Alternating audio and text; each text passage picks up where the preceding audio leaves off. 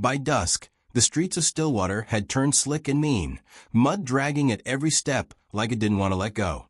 Wagon ruts ran deep, carving up the road like old scars. The Red Lantern Saloon glowed at the end of the lane, its lamps casting a soft yellow light that promised warmth, but didn't mean it.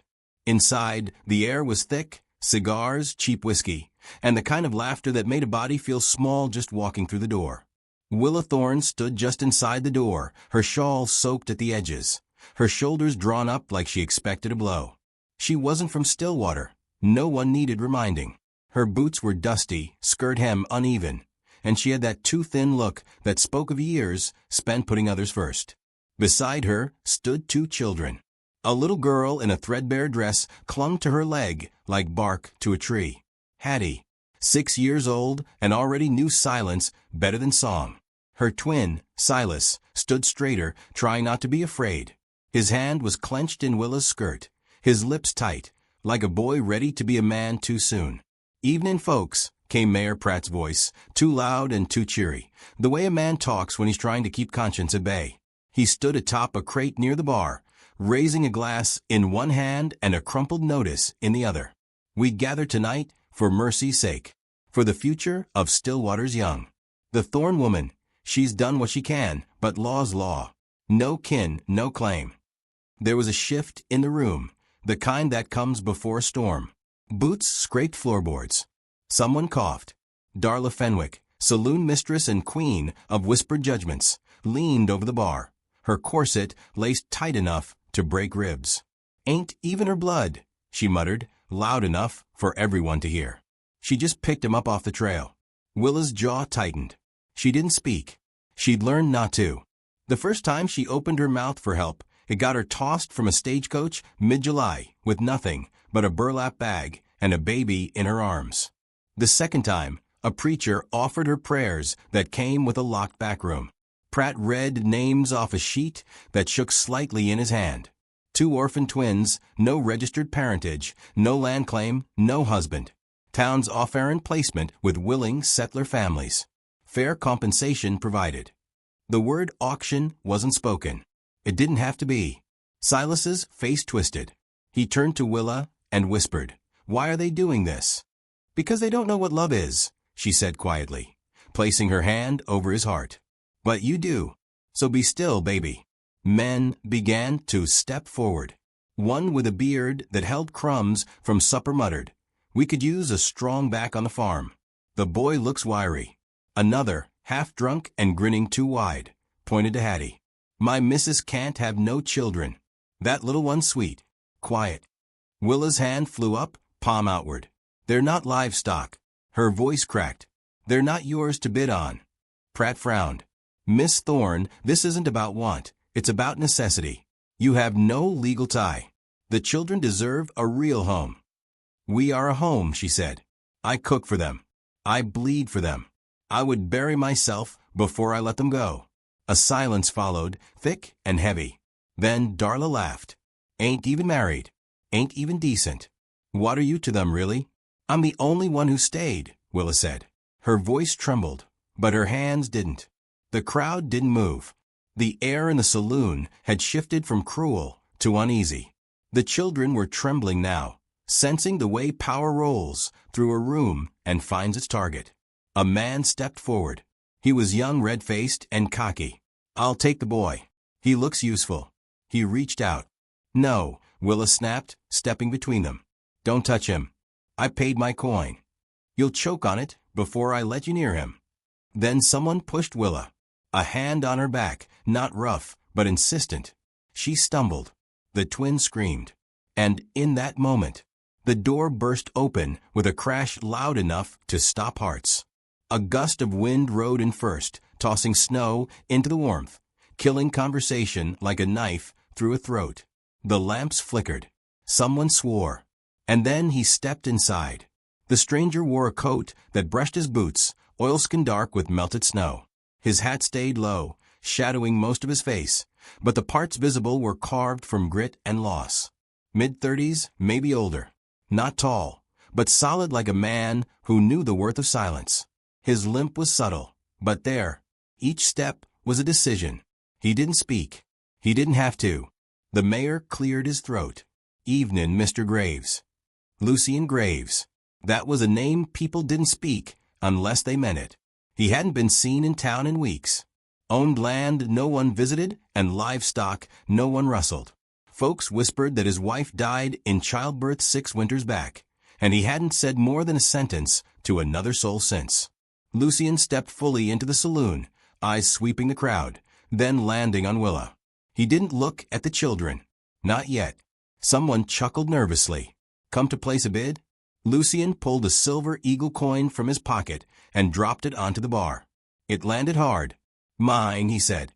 Everyone stared. Darla blinked. "Which one?" "All 3. Mayor Pratt swallowed. "Mr. Graves, this ain't exactly procedure." "They go home with me," Lucian said again, calm but final. "That's not how." Lucian took a step forward. His boots left prints in the wet floor. "You got your coin."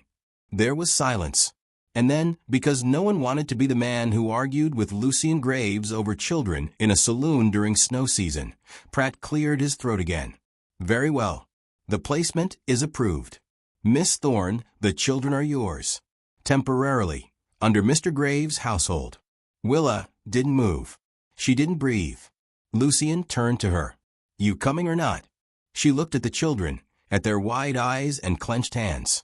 Then she looked at the door behind Lucian, still open, snow curling around the frame.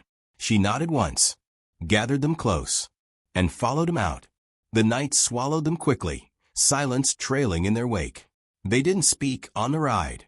Lucian had brought a wagon, modest, but dry. He handed Willa a folded blanket without a word. She wrapped it around the twins. It wasn't until the ranch appeared in the dark, nothing but a squat house and a crooked barn, that Willa let herself ask. "Why?" she said. Lucian didn't turn. They were crying. That was enough. Inside, the house was warmer than expected. A stove glowed in the corner, faint orange light reflecting off tin plates and mismatched chairs. Lucian gestured to the long couch and set down a bucket of kindling. "You'll stay in here. Kids can take the cot in the room." Willa watched him for a long moment. She didn't thank him. She wasn't sure what this was yet. He handed her a tin cup of boiled water. "Ain't got coffee." "Hope that's all right." She nodded. Her hands were still trembling. She set the cup down untouched. The children had already curled up on the cot, huddled in sleep like pups. Willa watched them a long while before speaking again. "I don't know what they'll say about me now," she murmured. Lucian didn't look up from the fire. "Let him talk. You're here now." She folded the blanket tighter around her shoulders, unsure if he meant the place or something more. Outside, the wind howled against the walls like a ghost looking for its name. Inside, the fire cracked, and 3 souls, stitched by circumstance and silence, began the first night of something that might one day feel like home.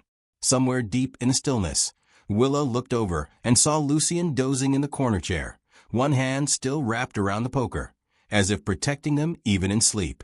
And for the first time in too long, she closed her eyes knowing someone else would hear the door if it opened. The saloon was behind them. The cold, too. What lay ahead had no name yet, but it had warmth. And maybe that was enough to keep walking toward. The morning after they arrived at the ranch, Willa woke to the sound of silence, heavy and strange. Not the kind she was used to, thin and wary, but something fuller, like the hush that settles after a snowfall no one expected. The twins were still asleep, tangled in each other's limbs on the cot behind the stove, their breaths shallow, peaceful.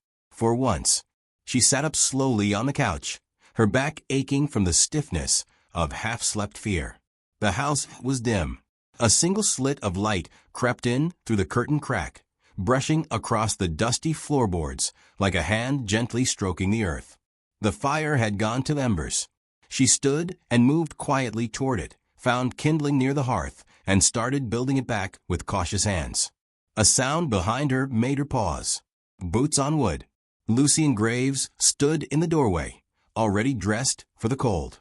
Coat shrugged on, hat in his hand. A leather satchel hung from one shoulder, and his eyes, sharp under thick brows, went straight to the twins, then to her. House yours today, he said. She blinked, not understanding. What? Need to check fence lines. Won't be back till supper. She almost asked if he trusted her, but the question felt insulting. Instead, she said, What should I do? He gave a one-shoulder shrug. Whatever you need. With that, he was gone. Just like that, no instructions, no suspicions, no keys turned or warnings issued. Willa stared after him, half expecting a trick. But the only sound left was the door shutting, soft like the exhale of a tired man. The ranch was simple, sparse. The kitchen shelves held tins of beans, sacks of flour, a few jars of something pickled. She found a kettle and boiled water for the oats she spotted in a clay jar. When the twins woke, she fed them in bowls that didn't match and poured water into tin cups, careful not to spill a drop. Hattie leaned her head against her, half asleep. Silas ate with the intensity of someone who didn't know when the next meal might be. They cleaned together afterward. Willa found a rag and set Silas to drying the dishes while Hattie swept the corners with a broom twice her size. It was quiet work, but there was peace in it. Midday came and went. The sun outside lit up the frost, turning every fence post and tree limb to silver. Willa dared to step onto the porch, holding Hattie close while Silas ran a few circles in the yard, bundled in a coat that nearly reached his shins. She watched the land stretch wide and wind-bitten, fences like stitched scars across open prairie. She saw no other homes, no riders, just sky and bone-colored trees. Back inside, she unpacked the children's small belongings, 2 chip toys, a Bible with half the cover torn off, a ragged scarf she had sewn from old petticoats. She folded it all carefully into a crate at the foot of the cot. Then she found herself staring at the door, waiting, hoping. Lucien returned as the sun dipped low, wagon wheels creaking under the weight of a few fence planks and 2 canvas sacks.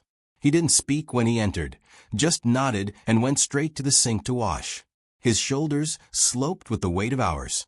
He looked like a man who carried silence like other men carried rifles. She made cornbread. It wasn't much, but the smell filled the room and turned the children's eyes hopeful. She ladled out bean stew from a pot he'd left warming over the stove. They ate in the soft rhythm of shared space, spoon scraping, Hattie humming to herself. Silas asked if he could sit closer to the fire. Lucien nodded without speaking. When the meal ended, Willa cleared the table. She saw him watching her, not in a way that unsettled her, but as if he were quietly memorizing the way she moved, the way she tucked her hair behind one ear, the way she bit the inside of her cheek when she was thinking. He finally spoke. You weren't born to Stillwater. No, she folded the cloth over the bread carefully. North Texas, near Olney. My pa ran a smithy until the fever took him. Then we wandered. Your kin. Gone. He didn't ask for more. She turned to him, her voice cautious. And you? Been here long. Since my wife passed. His voice was flat, not cold, just dulled. 10 years. Her eyes flickered, sympathy rising despite herself. You don't seem the type to live near a saloon. I don't. He stood then and moved to the door. I went there for the noise. Just once. That quiet truth hung between them, more honest than anything she'd heard in weeks. He lit a lamp on the shelf. Its golden glow softened the room's hard lines. Shadows danced across the walls, and in them something stirred. Not romance, no, not yet. But recognition. A sense that grief wore many coats, and sometimes it sat across the fire from you and said nothing at all.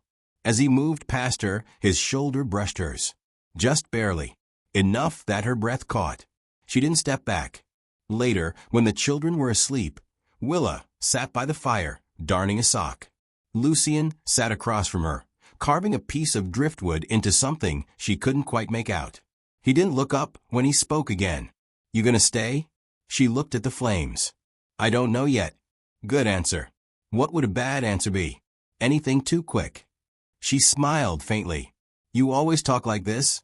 Only when it matters. She liked that more than she should have. The next day passed in similar quiet. They fell into a pattern without realizing. Lucien left before dawn, checking his traps, hauling feed, tending to the land. Willa kept the house, bathed the children in tin basins, taught Hattie to sound out letters from the Bible pages. She sang under her breath sometimes, old hymns mostly. Lucien didn't comment. He listened. One afternoon, Silas followed Lucien to the barn. She tried to stop him, but Lucien just nodded once, silent permission. An hour passed before they returned. Silas's cheeks were red from the cold, his hands stained with something dark, grease or sap, but his eyes were bright. He said Lucien let him hold the reins on a broken plow horse, old and gentle. That night, Willa saw Silas lean against Lucien's chair by the fire, not touching, just near. Lucien said nothing, but he didn't move. Later, when Lucien stepped outside to check the smokehouse, Willa followed. The moon was low and orange, casting long shadows. She stood beside him, arms crossed against the cold. "You don't talk much," she said. He looked up at the stars. "Don't need to. People fill silence just to hear themselves." "What do you hear, then?" "Everything they try to hide." She turned to him. "And me." He looked at her, long and clear. "You're loud, even when you whisper." She almost laughed, but the sound got stuck in her throat. Instead, she said, "Thank you. For what you did. In the saloon." His gaze dropped. "I didn't do it for thanks." "I know. That's why it mattered." For a long moment, the wind moved between them, curling around their boots, pushing hair across her cheek. He lifted a hand, slow as winter sun, and tucked a strand behind her ear. His knuckles brushed her skin. Rough. Warm. She looked up at him, not expecting anything, not hoping, just looking, seeing him as he was, a man who chose silence over sermons, presence over promises. He dropped his hand. "Best get the girl in soon. It's colder tonight." She nodded and turned back toward the house, heart thudding in a quiet, unfamiliar rhythm. That night, sleep came easier. She didn't lie awake counting breaths or listening for footsteps. And when morning broke and the fire hadn't gone out, and the twins still dreamed under blankets that smelled like dust and pine, she allowed herself a small thought. Maybe she'd found a place where silence didn't mean danger. Maybe the quietest man in the room had given her something she'd forgotten she needed. Safety that asked nothing in return. And just maybe she was beginning to understand what kind of home could be built without a single nail of expectation. Only acts. Only presence. And time. The wind rattled the window panes like a child testing a locked door. Outside, winter deepened, burying fence posts and curling frost along the eaves. But inside the ranch house, life grew in slow, steady inches. Lucien never said it, but he had started making room for extra firewood in the bin, for a second coat hook near the door, for 2 small chairs that appeared beside the hearth one morning, just the right size for the twins. He didn't explain where they came from. Willa didn't ask. The house, though humble, had a kind of rhythm now. Mornings began with the hiss of water boiling on the stove, and the sound of Silas's boots thumping down from the cot. Hattie liked to sleep longer. Her curls tangled across the quilt Willa had patched and repatched until it was more stitch than cloth. Lucien returned by midday when he could, never announcing himself, just appearing in the doorway with the cold clinging to him like a second coat. Willa swept the floors, patched the torn sleeves of Silas's shirt, and taught Hattie to read letters out loud from the margin of a Bible. She didn't speak much while working, but when she sang, her voice softened the corners of the house like honey poured over rough bread. Some days she caught Lucien standing at the doorway listening, not watching, not staring, just letting the sound carry through him. One morning, the silence was broken by the twins' laughter spilling out onto the porch. Willa stepped outside and found Lucien on one knee beside a wooden crate. Hattie's eyes were wide with wonder, Silas's mouth open in a silent shout. Inside the crate were 2 baby chicks, yellow and unsteady. "Where did you get them?" Willa asked, keeping her voice measured. Lucien stood. "Neighbor owed me a favor. Thought the kids could learn something." Hattie reached in with careful hands, whispering, "They're so soft." Lucien watched her with something almost like a smile. Willa watched him. Later that afternoon, Willa found him in the barn repairing a crooked hinge on the stall door. She stood there for a moment before stepping inside, arms folded against the chill. "You didn't have to bring them anything," she said. He didn't look up. Didn't do it for them. She tilted her head. "Then for who?" He paused, then said, "Thought the place needed some noise." The quiet that followed was not empty. It settled between them like something earned. In town, the story of the auction had morphed into something far less generous. Darla Fenwick, queen of sharp whispers, made sure of that. At the mercantile, Willa heard her voice floating like wood smoke. "She just moved right in, you know. Not even a marriage bed between 'em. Poor man's lonely." She saw an opening. Willa said nothing. She just paid for her flour, gathered the twins, and walked out with her chin high, though her chest burned. Lucian noticed when she returned, though she didn't tell him. He saw it in the way she peeled carrots more forcefully than needed, in the tremble of her jaw. "They don't matter," he said. "They do," she replied. He paused. "Why?" "Because if I believe they don't, then I start believing I don't." He didn't try to fix it. Instead, he took the peeler from her hand and set it aside. "I know a story about a woman who raised 2 kids in a barn loft in Kansas. They all made it. Nobody remembers the men who talked." She stared at him, surprised. "You talk more than you used to." "I listen more now." That night, they ate in quiet again.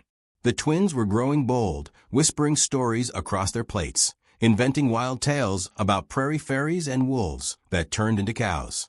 Lucian listened. Willa let herself smile, really smile, not the small one she gave to survive, but something whole, even if it felt risky. After dinner, as she dried the tin cups, Lucian stepped out to the porch. Willa followed, pulled by something she couldn't name. Snow had fallen again, soft as ash. The yard was quiet, unmarked. He stood with his back to her, staring at the fence line. She moved beside him, shoulders barely brushing. "They'll never forget this, you know," she said. He nodded slowly. "Good or bad? That depends on us." They stood there a while longer, letting the cold wind pass over them like water around a stone. Neither moved. Inside, the twins sang softly to the chicks in the crate. The glow from the window painted light across the snow. Lucian turned to her. "You're doing good." Willa laughed once, short and sharp. "I don't know what I'm doing." "Still counts." A long pause. "Why don't you go to town much?" she asked. He exhaled, looking down at the scarred porchwood. "After Leah died, people stopped looking me in the eye. Made me feel like a ghost in my own skin. So I stayed where I still had shape." She considered that. "I know what that feels like." He looked at her then, really looked, and for a breath, the distance between them felt thin enough to reach through. Inside, Hattie's laugh rose. Willa turned toward the sound, her eyes soft. "They think this is a fairy tale, that all kindness stays." Lucian said, "It can, if you fight for it." Willa touched the railing with numb fingers. "I'm tired of fighting." "You've been fighting alone." She met his gaze. "And you?" "I gave up for a while. Thought grief was easier than hope. But sometimes hope walks through your door dragging 2 children and a tired woman behind her." Her lips parted, but no words came. She didn't trust them. Words had failed her too often. Instead, she reached down and touched his hand, just briefly. His fingers were rough, still calloused from years of holding reins and tools and sorrow. But they curled ever so slightly toward hers before she pulled away. Inside, she tucked the twins in. Lucian stayed outside, tending to the smokehouse, a man keeping watch without being asked. Before sleep, Willa found herself kneeling by the cot, brushing hair back from Hattie's brow. The girls stirred and whispered. "Do we have to leave again?" Willa's throat tightened. "No, sweetheart. Not this time." "What if the people come back?" Willa looked out the window. Lucian was still there, a shadow by the barn, unmoving. "Then we'll be ready."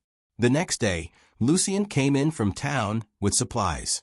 A new oil lamp, thicker wool blankets, and a child stool, rough-hewn, small, with 3 sturdy legs. "Made it from scrap," he said, placing it by the fire, "so she can help with the milk pail." Willa said nothing at first. Then, quietly, "You remembered." He only nodded. When Hattie saw it, her hands flew to her mouth. For me. Lucien squatted beside her. That's right. She hugged him. Not hard. Not long. But with trust. And Lucien, still crouched, froze for a second before patting her back once. Willa turned away, eyes burning. Not because the moment hurt, but because it healed. That night, the wind blew hard enough to rattle every loose edge of the house. But no one stirred. The fire stayed lit. The warmth held. Willa lay awake on the couch, watching shadows stretch along the ceiling, listening to Lucien's steady breath from the chair by the stove. He'd taken to sitting there most nights, as if guarding them. Or maybe as if he needed them to stay real. In the quiet, her thoughts drifted not to what she'd lost, but what might grow here, in this unlikely shelter with broken windows and hearts held together by will alone. For the first time, she let the thought rise. She didn't want to leave. And she didn't believe he wanted her to, either. The morning came colder than any before, with frost clinging to the inside of the windows, and the breath of every living thing rising like steam from a boiling kettle. Willa had risen early to stoke the fire, her hands wrapped in Lucien's spare gloves, the fingers still too long. The twins remained curled under their blanket, warm and dreaming. She let them be. Lucien sat at the table, sharpening the blade of his old skinning knife with slow, careful strokes, the kind of motion a man used when he had more thoughts than words. The rhythm of the stone against steel filled the quiet between them. Willa poured hot water into a tin mug and slid it across the table. "Thanks," he murmured, not looking up. She sat across from him, watching him as one might watch a far horizon, sensing a change in the wind long before it arrived. His jaw was clenched, the stubble on his cheeks rougher than usual. She knew him well enough now to see what others never had. Lucien Graves did not tense for the weather. "You feel it too," she said softly. He nodded once. "Town's been stirring." "How bad?" "Bad enough to make men dumb." She breathed in through her nose, steadying herself. "Will they come?" "Not if. When?" She turned toward the window, where the sky was pale and hard as bone. "Then we'll be ready." Lucien met her eyes, and in them, she saw the storm that had waited a long time to break. They spent the day preparing without speaking of it again. Lucien checked the barn door twice, latched the chicken coop, brought wood in until the stack by the stove reached her waist. Willa cleaned quietly, moving like a woman refusing to be caught in disorder. When the twins asked why she'd boiled eggs and packed bread in a sack, she told them sometimes people need to be quick. It wasn't until evening, just as the sun began to dip behind the hills and the first stars blinked cold in the darkening sky, that they heard the riders. 3 horses. Slow and deliberate. No urgency, no dust. That was worse. Lucien stood first. "Keep them inside," he said. "Lucien, please." He stepped out onto the porch without his coat, only his hat and a calm that seemed carved into his bones. Willa gathered the twins into the back room, closed the door behind them, and pressed her ear against the wood. Her heart pounded, so loud she could barely hear the boots hitting earth. The voices were low masculine, with the clipped tones of men sent to do what they didn't have the heart for, but would do anyway. "Evening, Mr. Graves." "Evening." "Got orders. From Mayor Pratt. Says the placement's been reviewed and declared unlawful. Woman's got no papers. Kids ain't blood. You understand." Lucien said nothing. A pause. "Then, he's a skin for the children to be returned to the county. They'll be rehomed proper. With families. Real ones." Still no answer. Willa pressed harder against the door, fists clenched. A second voice now. "Lucien, we don't want no trouble. Just do what's right." The sound that followed was quiet but firm, leather brushing wood as Lucien stepped closer. "They have a home," he said. "They stay." Another pause. Then a shift in tone. "Don't make this difficult." Willa heard the click of a rifle being unslung. The twins whimpered behind her. She turned, kissed their foreheads, and whispered, "Stay here. No matter what." She stepped out, slow but sure, her boots echoing in the wooden hallway. When she reached the porch, the last light of day painted her in gold. Lucien stood firm, his body between her and the men. One of the deputies glanced at her, Then back to Lucien. You willing to risk jail for a woman who ain't even yours? Lucien reached into his coat, slow and unthreatening, and pulled out a folded paper. Willa recognized it. The will he'd started writing weeks ago. The one he never spoke of, but she'd seen beside the lamp one quiet night. He held it out. My land. My house. My name. She's in it. So are the kids. The men hesitated. The older of the two opened the document and read, his brows furrowing. This is legal. Signed, witnessed by the blacksmith and preacher. You want to drag me into court, be my guest. But you'll explain to the town why you took 3 people off a man's land when the law says they were his. The younger deputy shifted in his saddle. Pratt's not going to like this. Lucien looked up at him, dead still. I didn't build my life for Pratt to like. Willa stood beside him now, arms folded. Her voice was clear. Tell the mayor if he wants the children, he can come himself. And bring his paperwork. But we'll bring the town too. Let's see if the folk who laughed in that saloon still think it's a game when they see what they almost allowed. That silenced them. The older deputy folded the will back up, handed it over, and gave Lucien a long look. Never figured you for the type to fight like this. I never had something worth the bruises, Lucien said. The men turned and rode off, not quickly, not in defeat, but in that heavy quiet that comes when men know they've been met with something immovable. As the horses faded into darkness, Willa turned to Lucien, her breath catching. You signed them into your name. He nodded. Had to make it real for people who don't understand love. She stepped closer. But what about you? What if? I'm already theirs, he said. Been that way since the door swung open. Tears rose, fast and unbidden, hot against her cheeks. I don't have a gift for you, she said, voice breaking. Not a dowry. Not a name. Just a heart that's a little worn. He reached for her hand. His palm was warm, rough, steady. That's all I need. She stepped into him, into his chest, into the quiet he had made safe for her. And for the first time in her life, she wasn't being held back. She was being held. The twins peered from a window, and Lucien gave them a small nod. It was all the permission they needed. They burst through the door, Hattie clinging to Willa's leg, Silas charging at Lucien like a calf loosed from the pen.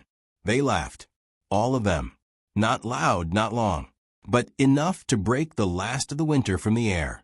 Later that night, when the children were asleep and the fire low, Willa and Lucien sat by the hearth. He carved a small horse from the leftover pine. She mended Silas's shirt with new thread. No words were needed. The kind of peace that sat between them was sacred. Before turning in, Willa looked at him, her eyes soft. Do you think they'll come back? He shook his head. Not with law on our side. Not when the town's watching. And if they do? He smiled, faint but sure. Then we open the door again. But not for fear. For what we built here. And they'll see it. Willa rose, pressed a kiss to his temple, and whispered, Thank you for letting us in. His reply came not with words, but with the way he looked at her. As if she were not just safe, but home. Outside, the wind had stilled. The stars burned sharp and clear. And the porch light glowed faintly, a beacon not for strangers, but for the 4 souls inside who had chosen each other. Some stories are loud. Some begin with gunshots or fanfare. But the best ones, the ones worth remembering, start with a knock in the cold, a door that swings wide, and a man who makes room where there once was none. If you ever ride past Stillwater, past the bent fence and the crooked barn, look for the house with smoke rising and laughter inside. That's the one. The one where love came quietly, stayed fiercely, and never asked to be thanked, only shared. If this story moved you, please let me know. Where are you listening from? I'd love to hear that, and also like, comment, and subscribe.